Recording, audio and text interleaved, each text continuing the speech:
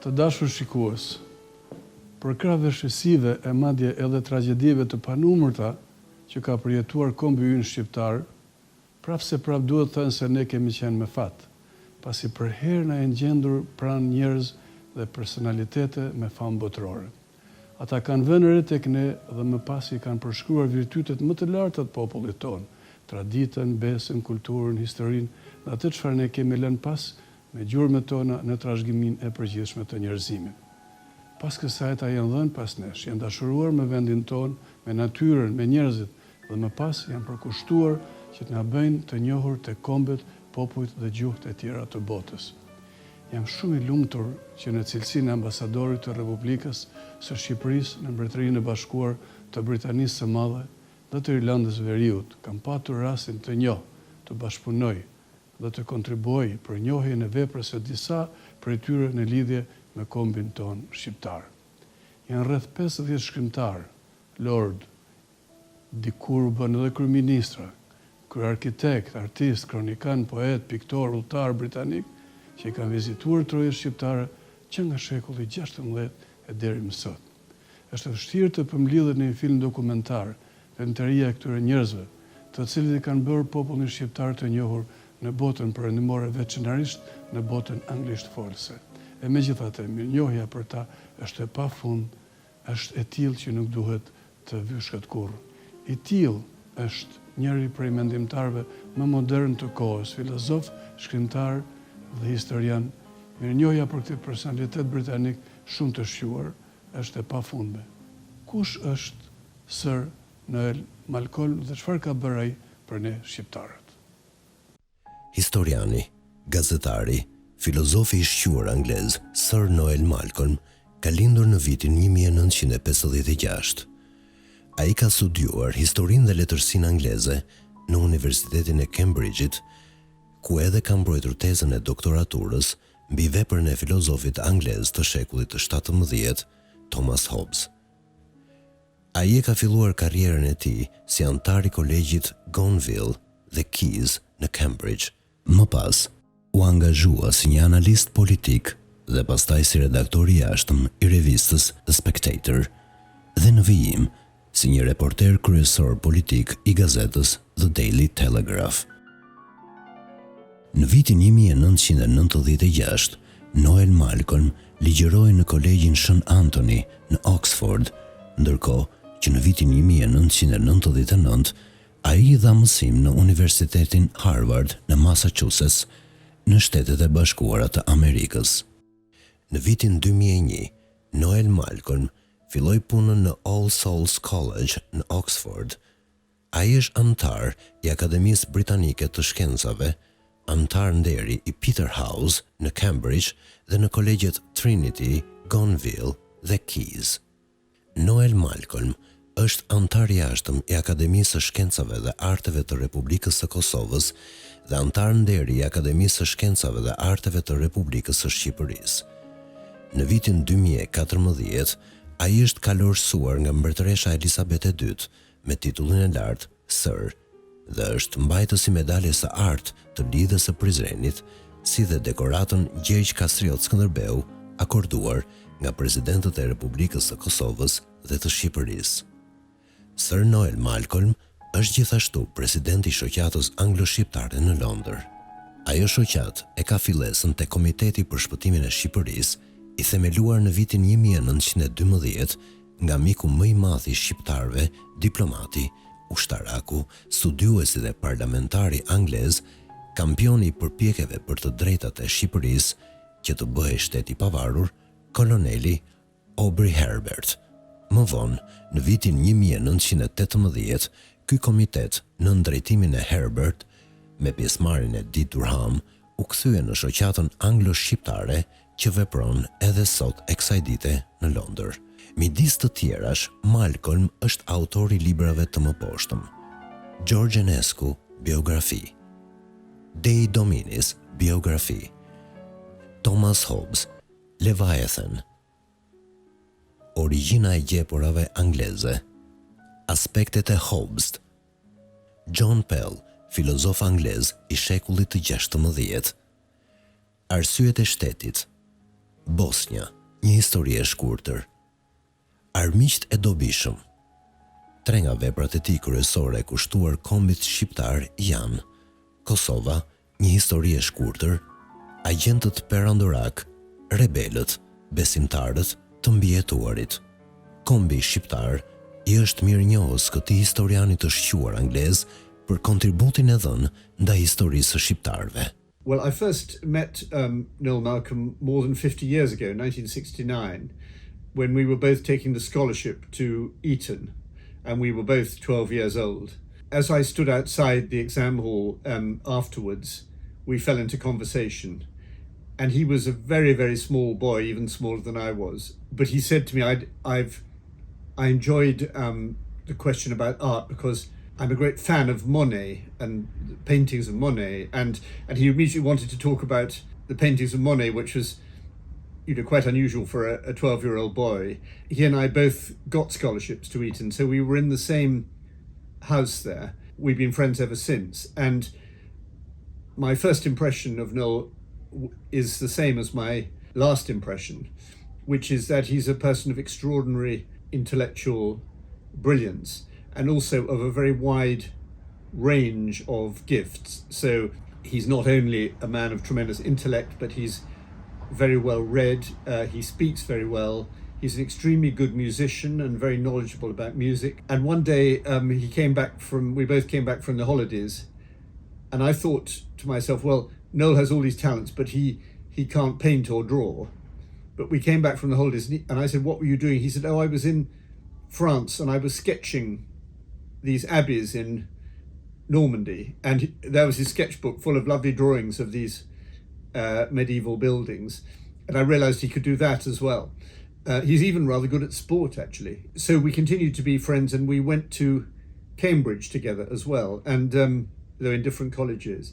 When Noel applied for the college that he went to at Cambridge, Peterhouse, he was interviewed by Maurice Cowling, who's a very famous historian, political historian and historian of thought. And Maurice Cowling rather liked to challenge the people he was interviewing. And so he said to Noel, who was very, very young to be interviewed for Cambridge, I think he was only 16, he sort of leant back in his chair and he said, "You think you're good, don't you?" And Noel said, "Do you mean morally or intellectually?" And Maurice Cowling thought that was a clever way of turning the question. And Noel got a scholarship to Peterhouse and continued there. We were at school together. This was at Eton College. We were both King's Scholars. He was ahead of me. But I remember him very well, of course, because there were only 70 of us who lived together in the old buildings at Eton. Noel was somebody you wouldn't forget. And we were all in awe of his intellect even then. He definitely stood out. This was a community of scholars, but he was exceptional even then.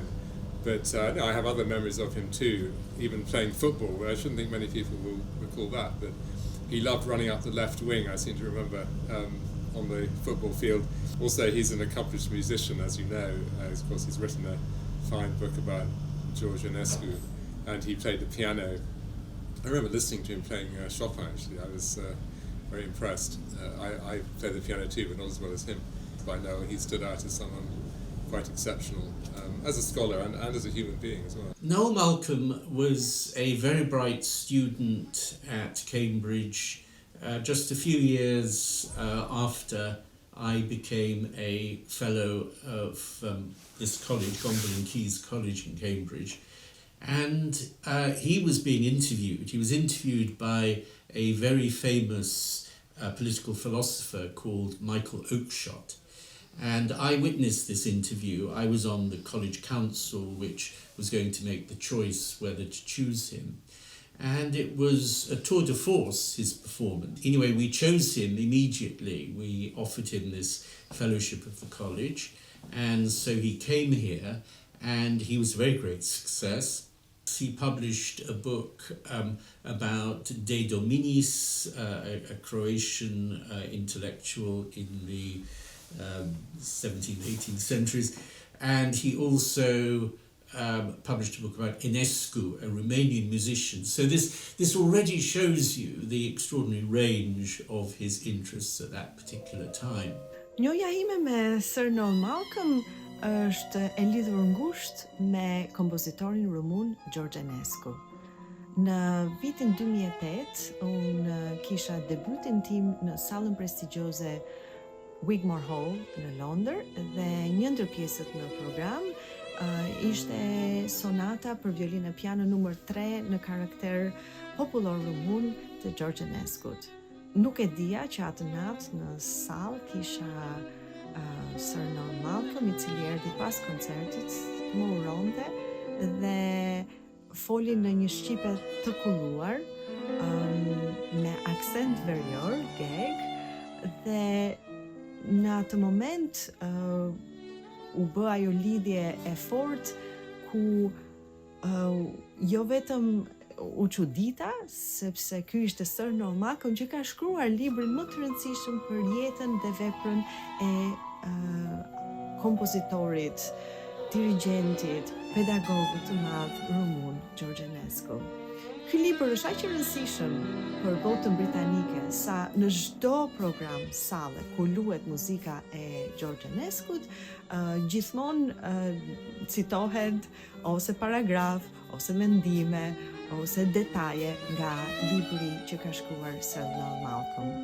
Kjo tregon që njohuria e tij për veprën e këtij giganti të shekullit të 20 është jashtëzakonisht e thellë, është jashtëzakonisht e detajuar, dhe mund të them, sepse tani e konsideroj Sir Noel Malcolm një mik, se ai është jo vetëm një njohës shumë I mirë I muzikës së George Enescut, por ai është një njohës jashtëzakonisht I mirë I muzikës klasike. Vetë ka luajtur instrumentin e violës dhe është I apasionuar pas muzikës klasike, po është një, për mendimin tim, është një mendimtar shumë I madh me një shije jashtëzakonisht të rafinuar. But his great ambition was to edit the greatest work of Thomas Hobbes, his Leviathan, a very important work of political philosophy, of which many editions existed, but they were not authoritative. Është një rast shumë I rrallë që përveç historisë Bosnjës, historisë Kosovës, biografia I një prifti kroat katolik I cili ka jetuar në shekullin 17. Noel Malcolm njihet si ekspert botnor për Thomas Hobbes. Për letrat Thomas Hobbesit janë 1200 faqe, letra, 2 vëllime, ka botuar Oxford University Press, ka punuar afër 12 vite. Gjitha letrat janë përkthyer nga latinishtja në gjuhën angleze. Janë letra, domethënë, të gjitha të botuara, deri tani s'kan qenë asnjëherë të botuara, kanë qenë pjesërisht pak letra, po I ka marrë, ka përkthyer të gjithë letrat dhe I ka botuar në një vëllim të veçantë. Përveç kësaj ka botuar një libër tjetër, Aspects of Hobbes, është një lloj biografie dhe me një titull shumë modest, sipas recenzioneve, kritikave të shtypit britanik akademik, tregon që ka bërë një punë të jashtëzakonshme, po titullin e librit e ka dhënë me një modesti shumë të rrallë. Domethënë, Aspects of Hobbes është një biografi shumë gati e përkryme për jetën dhe veprimtarinë shkencore të filozofit të madh anglez Thomas Hobbes. Mbas kësaj, ka punuar afër 30 vite për gjithë veprën e Thomas Hobbesit, që ka përkthyer nga latinishtja në anglisht. Janë 4000 faqe. Ka bërë edhe 2 libra tjera, një filozofit anglez, që ka qenë matematicien dhe filozof, edhe po me këto, me Hobbesin 4000 faqe, që prapë ka botuar Oxford University Press, Noel Malcolm, si përfundim, ishte një prej personave shumë të rrallë në historinë e Mbretërisë të Bashkuar, që ka marrë titullin Sir Noel Malcolm. Fal punës për studimet për Hobbesin, studimet për Kosovën dhe Bosnjën, dhe kontributi I tij për gazetarin British Press dhe kontributi I tij si gazetar edhe komentator politik. As the 1980s continued, I by this time was editing the Spectator magazine, and it was a major aspect of our coverage that we were very interested in Eastern Europe and Southern Europe and Central Europe and all those bits of Europe that were dominated, were part of the Soviet bloc or were communist dictatorships, because of course Albania had its special. I think the slogan used to be Albania and China 700 million strong, which always amused me. We were very keen at The Spectator in opening up our readership to understand what was going on as the Cold War was being fought in places like Poland. Noel was very helpful about this in the first instance. I think the first country where he was really involved with this, as far as we were concerned at The Spectator, was Romania, where he taught himself Romanian. He knew a lot about Romania. He went to Romania under Ceausescu, and he wrote a biography of Enescu, the Romanian composer, and contributed considerably about this subject to us. And at roughly the same time, I'm not getting the dates right, I asked Noel to become the political correspondent of The Spectator, which is not really a reporting role, it's a analytical role. So he was actually a political journalist, and that I think is important, because although he is obviously extremely eminent scholar, one of the exceptional scholars of the last sort of 50, even 100 years, I'd say, quite exceptional. He's not only a scholar, and also he is someone who likes to write, I think, for the general reader, not just for the academic specialist. And he makes a point of saying that, I think, in all his books, really, and some of his books were clearly written for the general reader. So it's a very unusual combination. Of course, he's an exceptional linguist, quite astonishing. That is obviously a big part of what enables him to range so widely. But he is, in fact, I think, a kind of polymath, and that word is bandied about, but there aren't very many true polymaths. But Noel is certainly one of them. We've already mentioned the book on Enescu. There are not many scholars on. So of course, he's best known as perhaps the leading authority on Thomas Hobbes, but he's written on so many other things as well. But beyond that, I would say there's something else that strikes me about him when I was reflecting about it, is that he actually has a strong moral engagement often in what he writes, and particularly on the Balkans. So I think when he wrote his books about Bosnia and Kosovo, he was fired not just by scholarship, he was fired by what was happening at that time, the terrible wars in the former Yugoslavia. Kur unë kam bërritur në Universitetin e Oxfordit për të zhvilluar fillimisht studimet në nivelin master, kam patur privilegjin të takoj Sir Noel Malcolm, si kundër edhe disa studentë të tjerë shqiptarë, por edhe shqiptarët e Kosovës. Madje ka pasur edhe një shoqat këtu të studentëve shqiptar në Universitetin e Oxfordit, dhe në kuadër të veprimtarisë shoqatës ne jemi takuar disa herë. Të ndriçosh një mendim lidhur me veprimtarinë, por edhe me personalitetin e Sir Noel Malcolm, nuk është e lehtë, sepse këtu kemi të bëjmë me një individ i cili është erudit, pra një dietar i kapaciteteve dhe përmasave ndërkombëtare. Jo vetëm për veprimtarinë që ai dhe hulumtimin akademik dhe librat që ka shkruar lidhur me çështjen e Kosovës, por edhe më gjerë të shqiptarisë, që quajmë ne. Unë mendoj se Noel Malcolm ka një vlerë të jashtëzakonshme si dietar ndërkombëtar. Siç mund ta dini, ai është specializuar si hulumtuesi mbase më autoritativ, më i njohur për sa i përket Thomas Hobbes. Por të gjitha veprimtarit e tjera që në na duken si më tepër si hobi, se kemi të bëjmë një individ që flet mbi 23 gjuhë të huaja, dhe mbi të gjitha që ka një kuriozitet intelektual. Pra, nëse do të pyesjet çfarë motivon Sir Noel Malcolm të hulumtoj lidhur me çështjet e Shqipërisë, si në aspektin historik, publicistikës, lingvistikës, ajo që të vërtet të bën të mendosh përse vallë Shqipëria, dhe është privilegj për ne, është sa i ka atë kuriozitetin intelektual. Atë ngacmon diçka lidhur me identitetin shqiptar. He edited the letters of Thomas Hobbes. He edited a translation by Hobbes of the great Greek historian Thucydides, which was very interesting just to see how Hobbes reacted to one of the great texts of the history of Greek politics in antiquity. So he was doing a great many extremely valuable tasks at this time.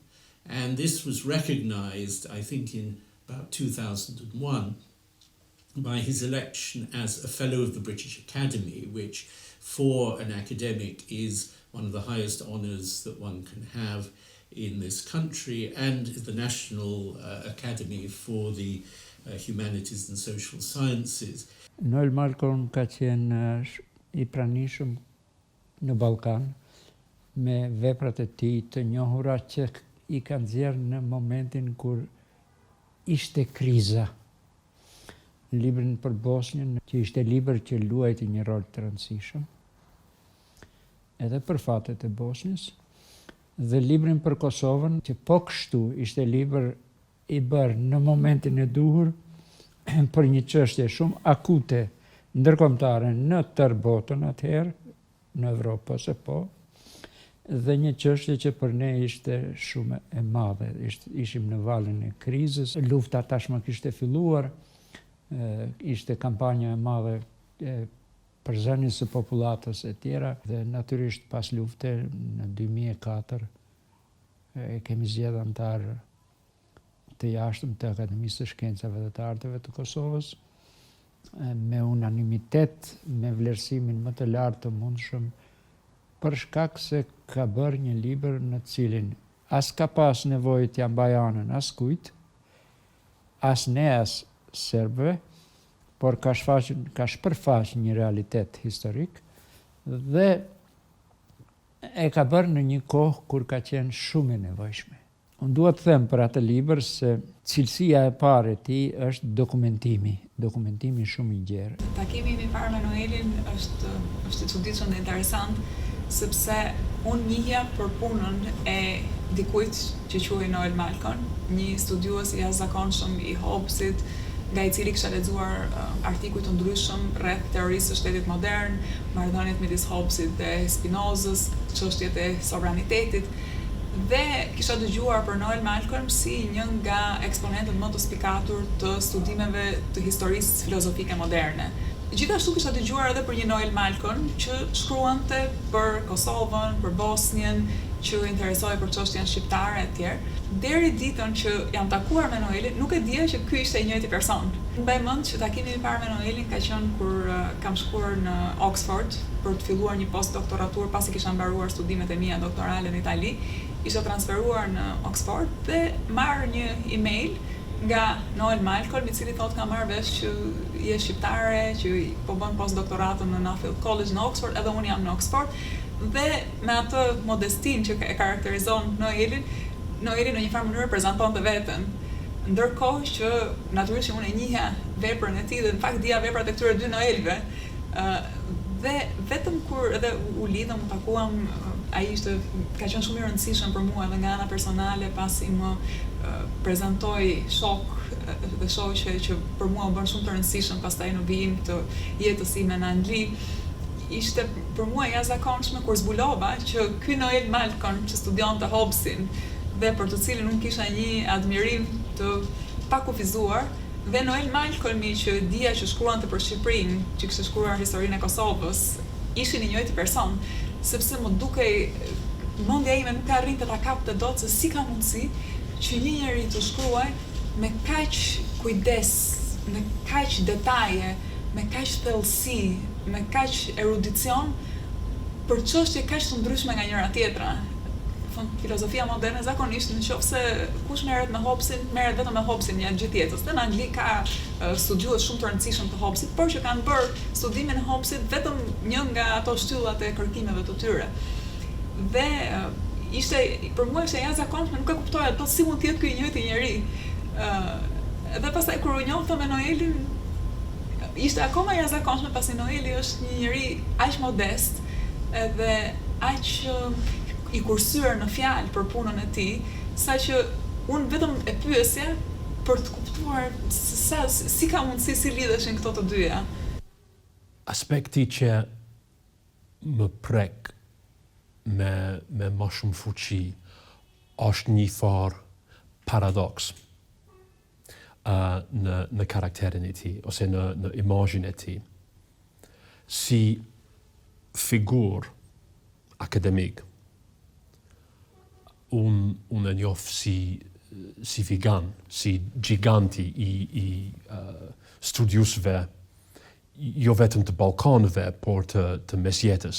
Ai ka arrit majat akademik sipas standardeve botëror. Edhe kështu ai ka një aspekt, një pamje i madh. Por në njëjtën kohë, kam pas kënaqësi me u njoft me atë, nuk pretendoj ngusht, por jemi takuar disa herë. Edhe ajo është një njeri me aq shumë kurtezi, gentillesse, politesse,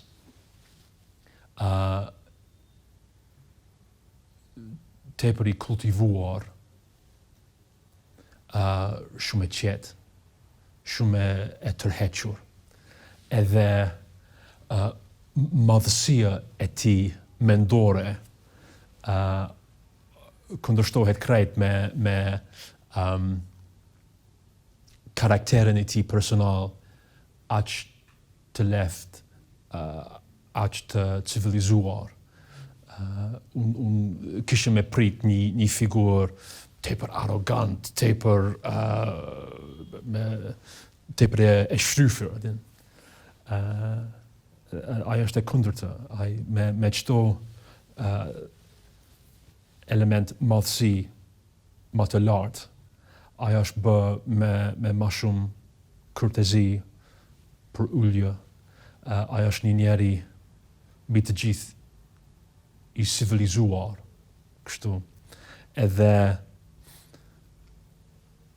kur kisha mundësi me u taku me atë për herën e parë, kjo më prekte më shumë. Roli i Malcolmit është i madh në të gjitha aspektet, duke e patur parasysh se ai një kohë të gjatë ka ushtruar ndikim edhe si kolumnist me artikujt e tij në Spectator, Daily Telegraph e në tjera. Po, sidomos ne mbajmë mend Noelin me përqendrimin e tij që kishte korrekt gjatë luftës me paraqitjet e tija në televizione britanike këtu, apo edhe me artikujt në gjithandej në shtypin britanik, e madje edhe në atë amerikan apo anglofon më gjerë. Roli i tij ka qenë shumë i madh dhe për fat mirë ende është i tillë saqë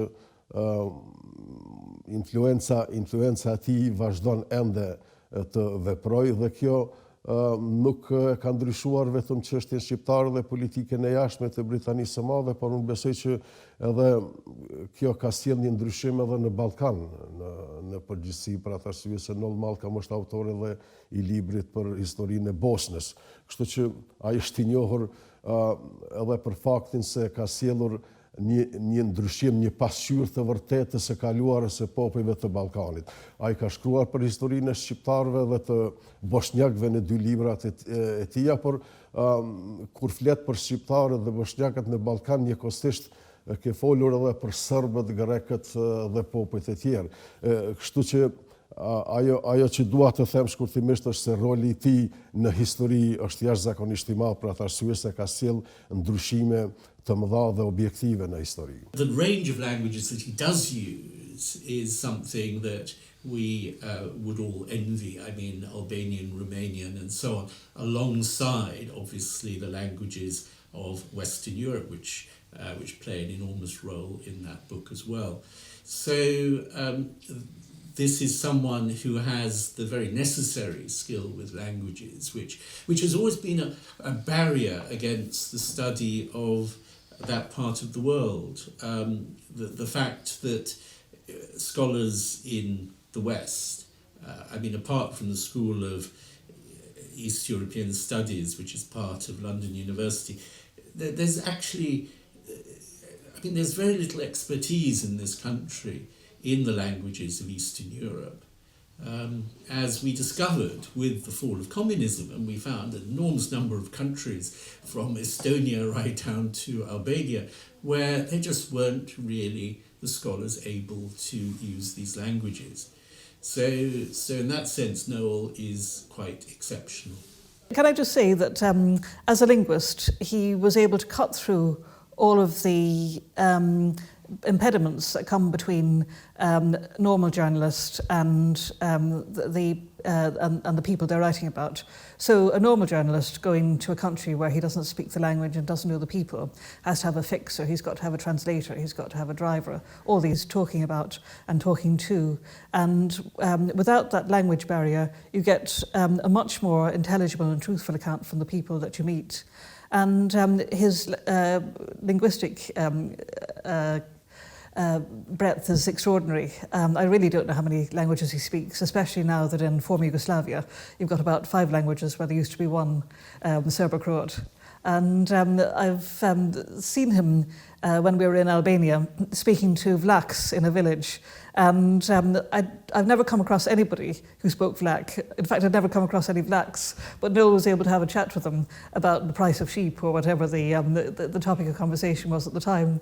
And it was rather wonderful to watch because they were delighted to meet somebody who could talk to them directly, and he enjoyed talking to them. So it does mean that what he writes has got a very different aspect than somebody who's all the time working in translation. And indeed, so many of his books are written on the basis of primary sources rather than secondary sources in English. His interest in the Balkans is very great, and this partly comes from a wider interest and a wider ability, which is to learn languages. He basically used to learn a language every year when he was young. For all I know, that may still be the case. He said that the way to learn a language was simply to read a book about the language and teach yourself it, one of those teach yourself books, and then you try to apply it. And so he even did that with Gaelic, the language that they speak in the remote islands of Scotland, which is notoriously difficult. And he did it with all sorts of much more mainstream languages like Spanish or German or whatever. And over the years, I think Noel probably can speak more than 20 languages. Se ky bëni hulumtimin, si thashë edhe më herët, në arkivat e ndryshme evropiane, edhe kishte një bibliotekë jashtëzakonshme. Kishte bibliotekë vërtet, ndoshta biblioteka më të pastër që kam pa një person privat që ka për historinë jo vetëm Shqipërisë, po edhe gjithë Ballkanit. Por natyrisht fokusi kryesor ishte historia e shqiptarëve dhe sidomos historia e Shqipërisë, dhe kishte libra të rralla, kishte libra, domethënë jashtëzakonshme, me vlerë, kishte paguar një libër, më kujtohet një gramatik kishte paguar për 5.000 pound, kishte kopjen origjinale të Balletit, kishte një libër të Bogdanit, kishte, domethënë, është edhe i pasinuar mas librave të vjetra, jashtëzakonisht për shumë vite. Kishte gjithë librat e Edith Durhamit, Aubrey Herbert e kështu. Kështu që domethënë bashkëpunimi me Noel Malcolm ishte shumë në mënyrë jashtëzakonisht profesionale dhe ishte për mendimin tim, një krenari shumë e madhe që unë pata atë mundësi që bashkëpunoj edhe ta ndihmoja sa mund Noel Malcolm. Unë jam njohur me profesor Noel Malcolmin dhe me shkrimet e tij gjatë periudhës që isha studente në Universitetin e Edimburgut në shkenca politike. Në atë kohë, profesor Malcolm, së bashku me një grup akademikësh të tjerë të Britanisë Madhe, ishin pjesë e British Helsinki Watch. Ishte një organizatë e cila ishte krijuar në atë kohë menjëherë në përfundim të rënies së perdes hekurt. Kjo organizatë ishte një ndihmës shumë e madhe për gjithë vendet e lindjes dhe në të njëjtën kohë dhe bënte shkrime të cilat inkurajonin popujt e lindjes për të zgjuar mbas zgjedhjes diktatoriale.